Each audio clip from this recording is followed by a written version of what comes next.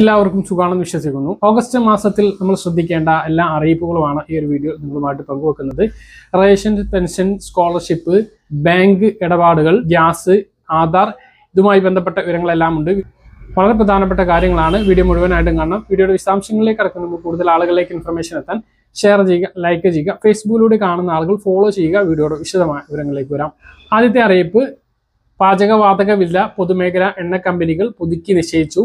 എല്ലാ മാസവും ആദ്യ ദിവസത്തിൽ ഗ്യാസ് വില പുതുക്കി നിശ്ചയിക്കാറുണ്ട്. വാണിജ്യ സിലിണ്ടറിന് വില കുറച്ചിരിക്കുകയാണ് ഈ പ്രാവശ്യം.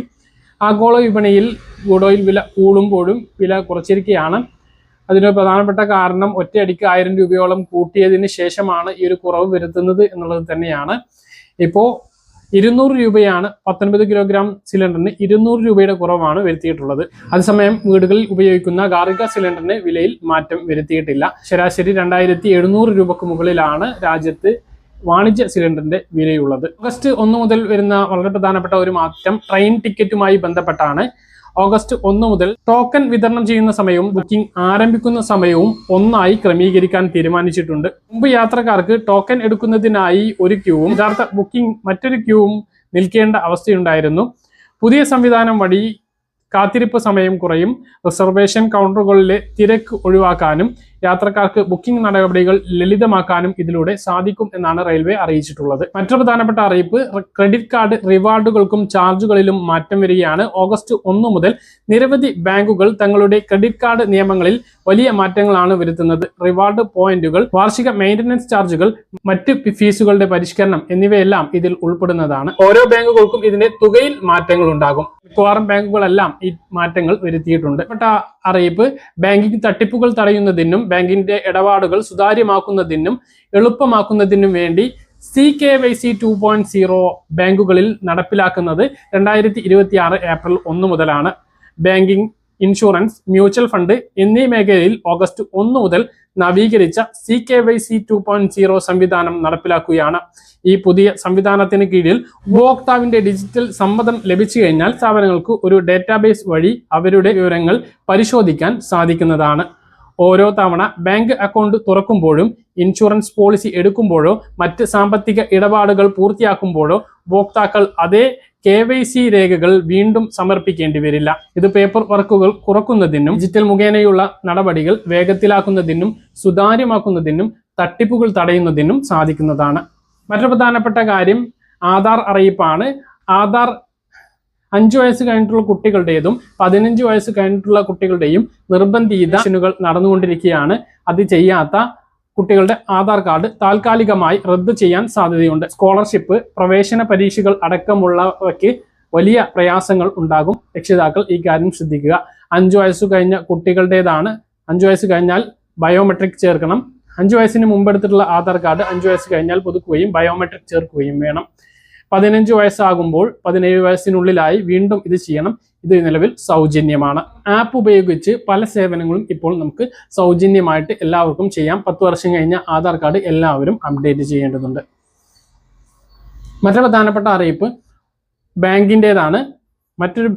മറ്റ് ചില കാര്യങ്ങൾ നോക്കുകയാണെങ്കിൽ ബാങ്കിങ് മറ്റ് അറിയിപ്പുകൾ നോക്കുകയാണെങ്കിൽ ഈ മാസം ബാങ്ക് അവധികൾ ഒരുപാടുണ്ട്. ഓണം, നബിദിനം, അയ്യങ്കാളി ജയന്തി, കർക്കിടക വാവ്, സ്വാതന്ത്ര്യദിനം ഉൾപ്പെടെയുള്ള ദിവസങ്ങളിൽ ബാങ്ക് അവധികളുണ്ട്.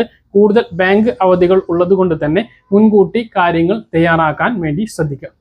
മുൻകൂട്ടി സാമ്പത്തിക ഇടപാടുകൾ ഈ ദിവസങ്ങളെല്ലാം മുൻകൂട്ടി അറിഞ്ഞ് മനസ്സിലാക്കി ചെയ്യാൻ വേണ്ടി എല്ലാവരും ഓഗസ്റ്റ് മാസത്തിൽ ശ്രദ്ധിക്കുക. മറ്റൊരു പ്രധാനപ്പെട്ട കാര്യം, ഓണം നടക്കുന്ന മാസമായതുകൊണ്ട് തന്നെ റേഷനിൽ കൂടുതൽ ആനുകൂല്യങ്ങൾ പ്രഖ്യാപിച്ചുകൊണ്ടാണ് സംസ്ഥാനത്ത് ഓണം മാസത്തെ റേഷൻ പ്രഖ്യാപിച്ചിട്ടുള്ളത്. ഓഗസ്റ്റ് 3 മുതൽ ഓഗസ്റ്റ് മാസത്തെ ഓണം റേഷൻ വിതരണം ആരംഭിക്കും. മഞ്ഞ റേഷൻ കാർഡിന് 30 കിലോ അരിയും 2 കിലോ ഗോതമ്പും 3 പാക്കറ്റ് ആട്ടയും ലഭിക്കും. അരിയും ഗോതമ്പും സൗജന്യമാണ്. ആട്ടയ്ക്ക് 7 രൂപ വീതം നൽകണം. 10-ാം തീയതി മുതൽ 16 ഇനങ്ങൾ അടങ്ങിയിട്ടുള്ള സൗജന്യ ഭക്ഷ്യകിറ്റും മഞ്ഞ റേഷൻ കാർഡിന് ലഭിക്കുന്നതാണ്. പിങ്ക് റേഷൻ കാർഡിലെ ഓരോ അംഗങ്ങൾക്കും 4 കിലോ വീതം അരിയും 1 കിലോ ഗോതമ്പും ലഭിക്കും. മൊത്തം ലഭിക്കുന്ന ഗോതമ്പിൽ നിന്നും 4 കിലോ ഗോതമ്പ് കുറച്ച് പകരം 4 പാക്കറ്റ് ആട്ട നൽകും. അരിയും ഗോതമ്പും സൗജന്യമാണ്. ആട്ടയ്ക്ക് 9 രൂപ വീതം നൽകണം. നീല റേഷൻ കാർഡിലെ ഓരോ അംഗങ്ങൾക്കും 2 കിലോ വീതം അരി 4 രൂപ നിരക്കിൽ ലഭിക്കും. സ്പെഷ്യൽ അരിയായും കൊണ്ട് രണ്ട് വിധത്തിലുള്ള സ്പെഷ്യൽ അരിയാണുള്ളത്. 3 കിലോ സ്പെഷ്യൽ അരി 10 രൂപ 90 പൈസ നിരക്കിൽ ലഭിക്കും. 2 കിലോ ഗോതമ്പ് 8 രൂപ 70 പൈസ നിരക്കിലും നീല റേഷൻ കാർഡിനുണ്ട്. 10-ാം തീയതി മുതൽ 10 കിലോ സ്പെഷ്യൽ അരി കൂടി ലഭിക്കും. 25 രൂപ നിരക്കിലാണ് അത് ലഭിക്കുക. വെള്ള റേഷൻ കാർഡിൽ 3-ാം തീയതി മുതൽ 7 കിലോ അരി 10 രൂപ 90 പൈസ നിരക്കിലും 2 കിലോ ഗോതമ്പും ലഭിക്കും. 2 കിലോ ഗോതമ്പ് 8 രൂപ 70 പൈസ നിരക്കിലും ലഭിക്കും. 10-ാം തീയതി മുതൽ 10 കിലോ അരി 25 രൂപ നിരക്കിലും ലഭിക്കും. നീല വെള്ള റേഷൻ കാർഡുള്ളവർക്കും ആട്ടയുണ്ട് 17 രൂപ നിരക്കിലാണ് അത് ലഭിക്കുക. അപ്പൊ ഇത്രയും വിഹിതങ്ങളാണ് റേഷൻ കടയിൽ നിന്നും ഓണമായതുകൊണ്ടുള്ളത്.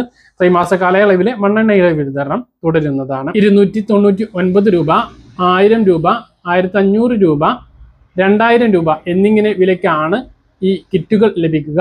300 മുതൽ 600 രൂപയോളമാണ് ഇതിലൂടെ ഉപഭോക്താവിന് ലാഭിക്കാൻ കഴിയുക. അത്രയും സാധനങ്ങൾ അതിൽ ഉണ്ടാകും. അരി, വെളിച്ചെണ്ണ, പഞ്ചസാര ഉൾപ്പെടെയുള്ള വിവിധ മസാലക്കൂട്ടുകൾ അടങ്ങിയിട്ടുള്ള ഓണ വിഭവങ്ങൾ ഒരുക്കാൻ ആവശ്യമായിട്ടുള്ള വിഹിതങ്ങളാണ് ഈ കിറ്റുകളിൽ സപ്ലൈകോ ഒരുക്കിയിട്ടുള്ളത്. 1-ാം തീയതി മുതൽ വാങ്ങാൻ കഴിയുന്നതാണ്. ഇതുകൂടാതെ സപ്ലൈകോയിൽ നിന്നും സബ്സിഡി സാധനങ്ങളും കൂടുതൽ അരിയും ലഭിക്കുന്നതാണ്. പെൻഷന്റെ കാര്യമാണ്.